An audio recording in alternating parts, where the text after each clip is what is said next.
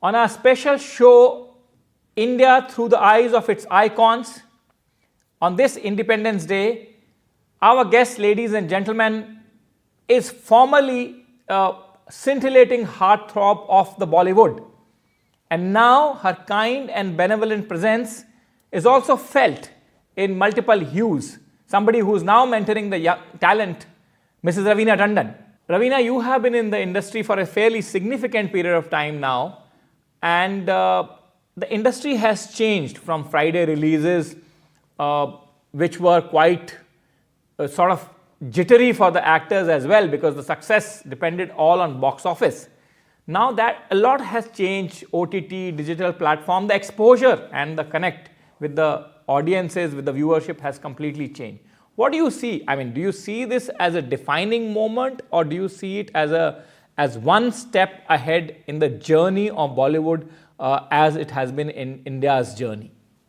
I think most definitely, because of the fact that somewhere and somehow there has been a kind of hand in hand, hand in glove kind of a situation that has been created between OTT and cinema. Earlier on, yes, through the years, cinema has always been threatened by, yes, technology has advanced all the time.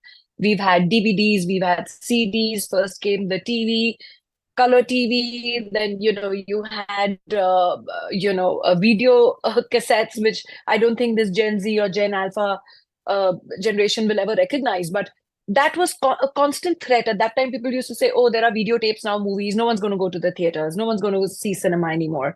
But more so, I feel, even though there are films that are made purely for OTT, and there are some films that are just meant to be watched on the big screen, I feel that there is a somehow, synchronization, a kind of synergy that has become between both the mediums. Raveena Tandon, since we are looking at India at 78, how do you think the Indian cinema has evolved in portraying themes like patriotism and nationalism over the years? And to you personally, what does independence mean? And would you say that the perspective in the cinematic world has also changed over so many years?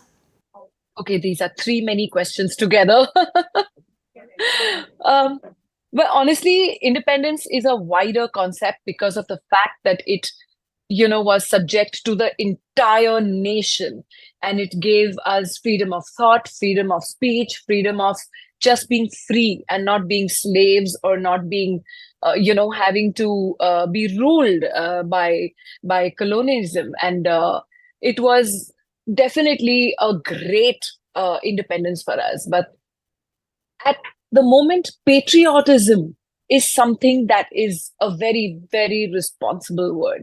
It comes with great responsibility, because there are a lot of times, especially with the spread of social media, that patriotism can also be given different kind of words today. So it's something that comes with great responsibility, and I take my patriotism very seriously. For me, it's always India first.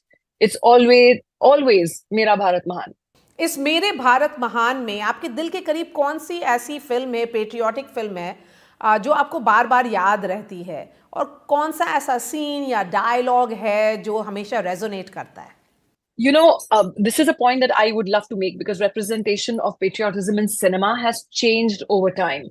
Before independence, patriotism was all about, the colonization, anti-colonization, and that was the sentiment at that time.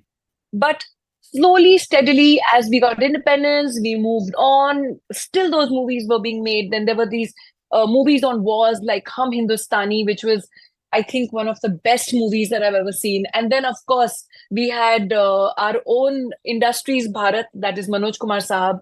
And the patriotic movies that he made really touched me. I remember each of those songs by heart, even today, Jab Zero Diya Mere Bharat Ne. So it's Chand Pe Jana Mushkil Tha, Tab Zero Diya Bharat Ne. So these songs have something that I've grown up with, and that instills so much, not only patriotism, but the very fervor of how much of a contribution our country and our ancient civilization of India has made to this world, besides the fact that, of course, the games like hockey, chess, etc., Ludo, everything originating here. This has been quite, the birthplace of many things on this planet today. And the biggest example is our own Vedic ways and our yoga and what have you. What have we not given to the world, and the spiritualism. So coming back to what has changed in today's day and age. Today's day and age, after I think post-independence, we've spoken more about NRIs, about black marketing, communalism, reforms, and movies have been made on that as what needs to be reformed.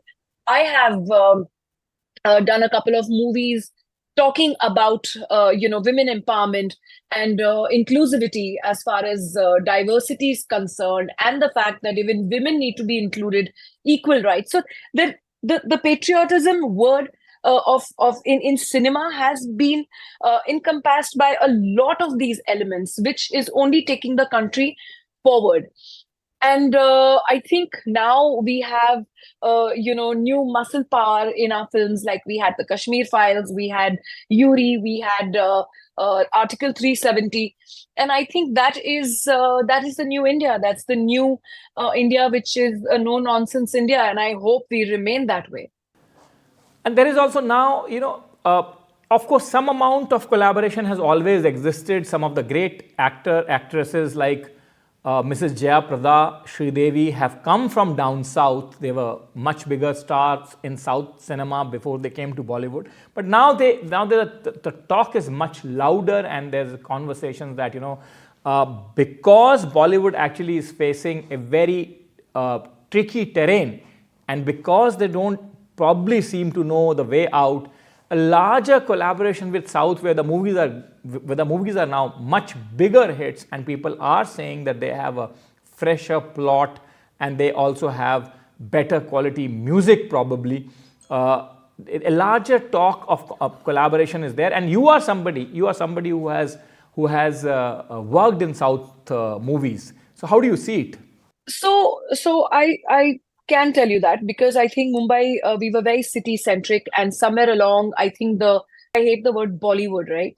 We have Bollywood, Sollywood, Tollywood, Nollywood, Collywood. Now it's becoming a joke, but nonetheless, the Hindi film industry, I think, because since we were based in Mumbai, we were very Mumbai centric. Our thoughts, our cultural values, everything was very Mumbai centric, and somewhere I feel in Hindi cinema we were losing touch with our cultural roots, and making films which were probably a little alien to people living in rural areas or in villages, and hence there was a little bit of disconnect, which I have been saying in my interviews since the 90s, because I've been working in South cinema since the 90s. And I've been saying that because I used to do Mumbai films and I used to go and do films in the South, and they would be so culturally rooted to their village norms, to their traditions, to their customs, and people could easily identify with that. We kind of lost that somewhere in the middle. And I think now that realization has come in a bit, that we cannot be so alienated with our thoughts, etc. We have to definitely cater to what even our audiences identify and want to see. Nonetheless, not that we are going backward, but we're definitely progressing. There has been a lot of progressive movies as well. And if said so, that this fusion of Mumbai cinema with various regions of cinema. For example, I did a show which was very, very, and I got all the awards that year, which was very well appreciated. It was a hit. It was called Aranyak. And I worked with Param Brata, who is basically a Bengali actor, but so very well accepted. So I think that idea of north, south, east, west is kind of just becoming a little passé. Now I think it's that entire fusion of the Indian film industry, which I think is working so very well pan-India. And then, yes, the question about, the mecca of all the movie making, so to say, Hollywood. I mean, like never before, Indian actresses particularly, of course, all actors, but Indian actresses particularly are making their mark in Hollywood.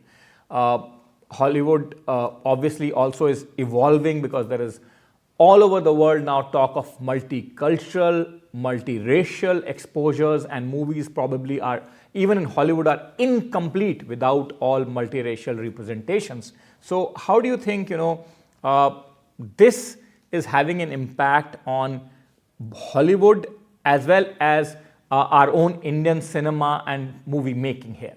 I was offered a project, but it was crazy. I had to leave my home for 3-4 months, and that too during COVID time. And, I have senior parents and stuff, and it was Nicole Kidman's production. But unfortunately, I couldn't do it. Otherwise, you would have taken my name also in the middle. So, yeah, and I was even offered, what was that? Alexander. And by Oliver Stone. And I, unfortunately, even in the 90s, I had said no to that film. So yes, it's not that it's very far away, or it's a whether it's been Anupam ji, or it was Amrish Puri ji, or it was Shabana ji, or all these actors. It's not a faraway dream, or one day I'll work in Hollywood. That's not the thing. It's just something that will come naturally when any of our actors want to go global, because I think our Indian actors are very, very hardworking and very talented and ambitious as well. Nonetheless, it's a great feeling to be globally recognized too, and I think Priyanka and everyone have made us really proud. Okay, Raveena, as someone who always stands up for women, and you often speak about women actors who came before you, made it easy for you, and of course, actors like you who made the path easy for those who followed. Who do you admire in the current generation? Who do you think have done some phenomenal work? Well, I think honestly, with the kind of leaps and bounds, the performances our young actresses are delivering in today's day and age is really commendable.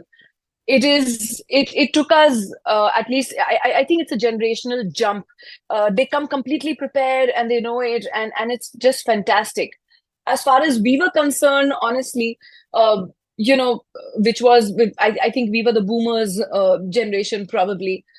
We kind of took time to evolve, but the Gen Z and Gen Alpha, oh my God, they know it all and they are so bang on. So I think it's just amazing to keep watching the growth of each actor that is new probably in one movie, but almost giving veteranical performances in the next, which I think is just completely superb. And for example, Alia, for example, Sarah, for example, I mean, there are so many of our youngsters who are doing Janvi. They're doing so well.